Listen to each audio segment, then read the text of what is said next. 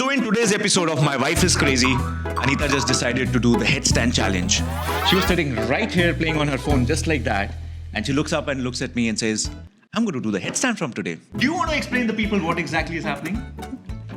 Okay, I mean, you just did. Yeah, sitting right here, and I said, I'm going to take up the headstand challenge.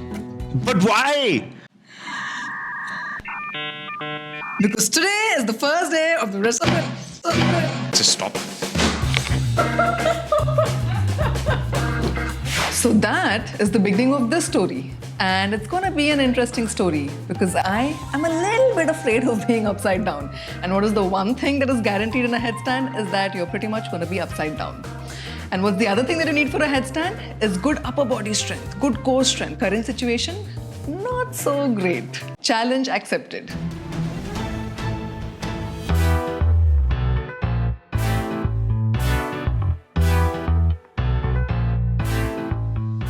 So that is enough for day one. I first had to evaluate where I stood and then figure out the way forward. It was obvious where I needed to work on myself. I needed to build my upper body strength. There was only one ground rule in this challenge, and it was that I had to train and practice for the headstand every single day till I achieved it. A reasonable question that one may ask at this point is, why did I want to do a headstand? Because it looked like something that I cannot do. It looked unattainable. It looked like something that was meant to be looked at and admired, but never attempted. And there's a challenge, right? And you know me, where there's a challenge, there's an Anita. And so I went through a lot of this and this and this. And even some crying. This was one of the differences that I saw between a gym workout and practicing yoga. As I went deeper into the asana practice, I saw a lot of unresolved emotions clearing up. I kept pushing forward every day with this challenge, and over time, things started to change inside me. For example, on day one, I could hold a plank for 43 seconds. And at the end of the challenge, when I checked, I could easily hold a plank for 2 minutes, 20 seconds. That's like a 225% increase in my plank holding time. That's insane. Stability-wise, on day one at the gym, I was too afraid to even get onto the easier side of the Bosu ball. But towards the end of the challenge, I was getting onto the tougher side and I was quite enjoying it. I was amazed by how much the body had learned stability-wise. I broke down this challenge into small chunks of practice every single day. Once in the morning and once in the evening. It's 5 a.m. and I'm just getting ready to start my yoga practice. The biggest challenge that I face in the mornings is feeling fully awake, both mentally and physically, before I start with the practice. If I'm not fully feeling myself, then practicing the headstand is just not fun. I know people usually have tea or coffee in the morning to wake themselves up, but that is just not my style. I've experimented in the past and found the perfect drink that gives me a boost of energy in the mornings. If you've been watching my videos for a while, then you probably know that I drink apple cider vinegar in the mornings. And I've recently started using Vansaar's 45+ Metabolism Booster apple cider vinegar, which also has prebiotics added to it. Let me quickly show you how I make my morning drink. I first cut a lemon and squeeze the juice of this lemon into a glass.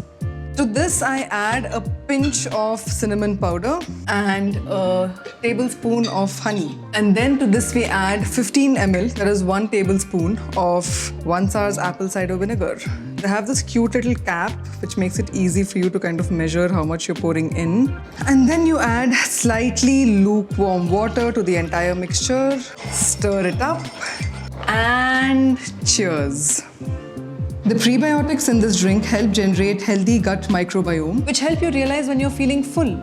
And since prebiotics are fiber-rich, they also give you a feeling of being satiated so that you don't overeat. Vansaar 45+ Metabolism Booster also prevents digestive issues, protects you from harmful pathogens, and keeps inflammation in check.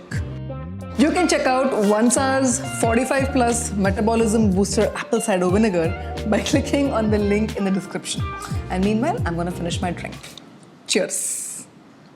I do a few stretches and some meditation before getting ready for the headstand practice. A huge shout out to my meditation and Sudarshan Kriya practices because they actually help me get over my fear of being upside down. You know the fear that I was talking about at the beginning of this video? Here is Exhibit A showcasing said fear from a few years ago. No, Nikhil, stop! I'm not! Nikhil, stop! Nikhil, stop! I'm just like scared of things like these. Yeah, meditation completely helped dissolve this along with other fears as well. And so I slowly pushed forward, moving from not being able to lift my legs off the ground to being able to lift both the legs together, and then straightening one leg up, and then working towards straightening both the legs. But it wasn't long before I started to see a strange and honestly quite frustrating pattern starting to develop.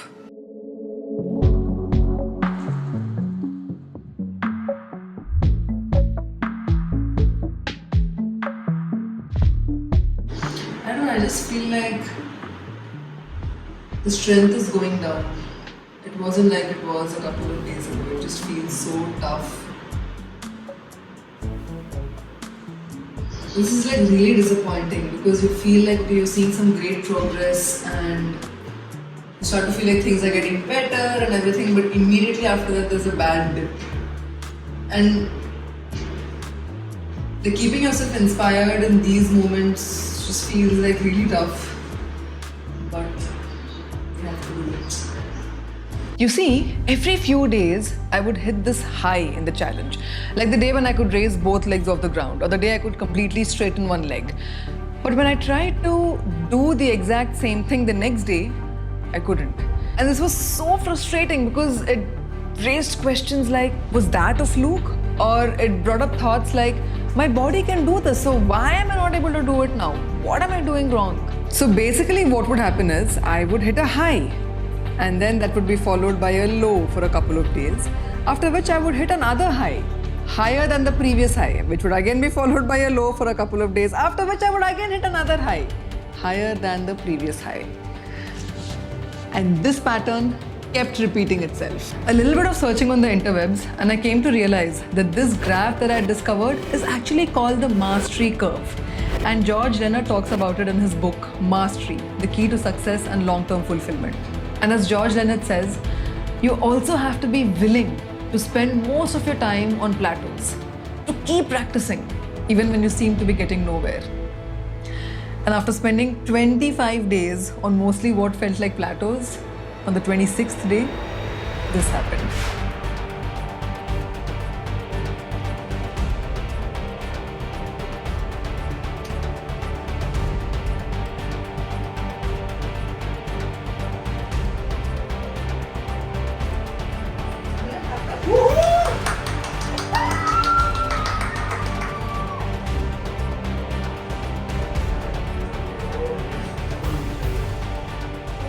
Day 26 and challenge completed after going through a lot of ups and downs.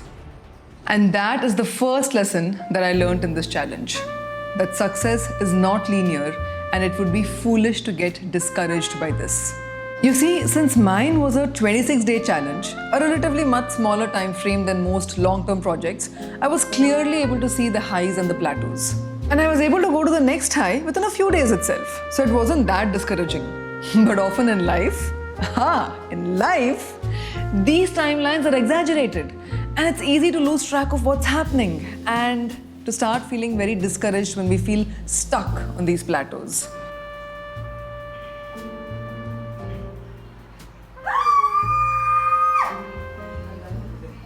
What I'm trying to say is, it's okay if things seem a little slow every now and then on the path to success. That might just be the natural progression.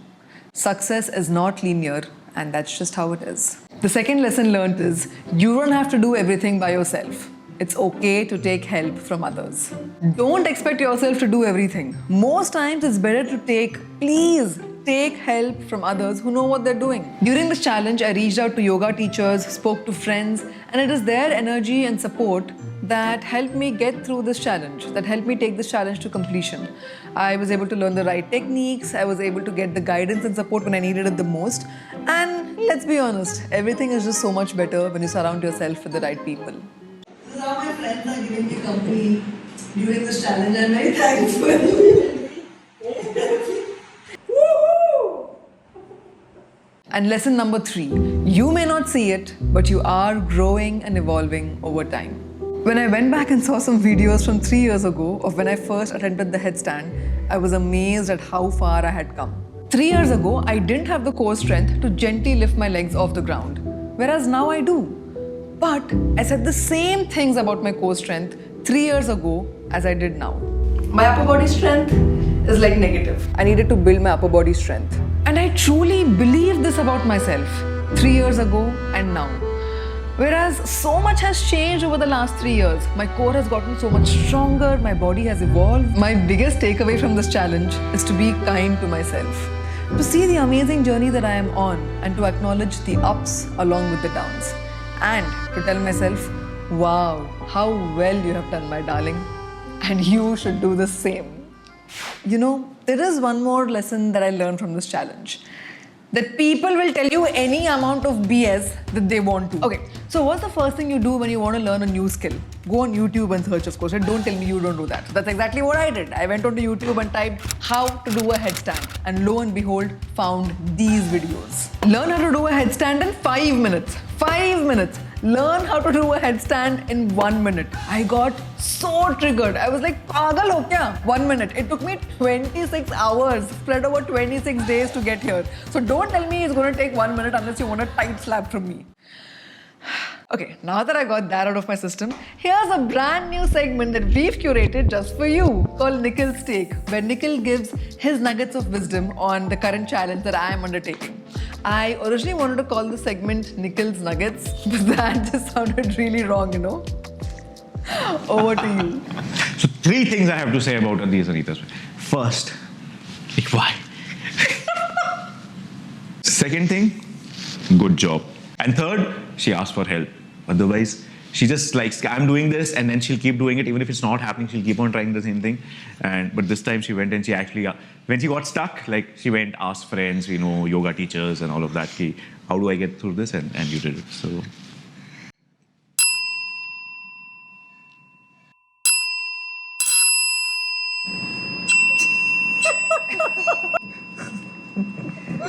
Oh my God, Nikhil is so cute. I hope you enjoyed this video. Like and subscribe. No. If there's one thing that I would like for you to do after watching this video is know that you are on the right path. Keep the faith and feel the love. I am gonna do more of these Yogasana challenges. So let me know in the comments below what you would like to see me try next. And I love you. I don't think I say that enough. I love you and others love you too. And you also have the great option of loving yourself. And I should stop talking now and I'll see you in the next one. Bye.